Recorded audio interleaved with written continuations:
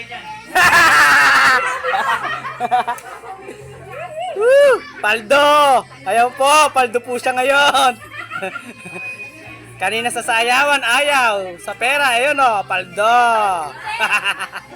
Next, si Ate Mate. Paano ba yung wala yan, Andrea? Happy-happy. Ayan. Oo, alam ko yung sinabi mo sa akin kanina. 50-50 rin daw. Hindi ah. Andrea, Sa'yo na yan, hindi ka natin ang kamo. happy 18th birthday. Umiiyak, umiiyak. Hindi, kasi kung nakukuha yung tatay ko, hindi lang ganito siguro yung bibigay sa kanya. Kasi alam niyo naman si tatay, di ba? Lahat ginagawa para sa anak.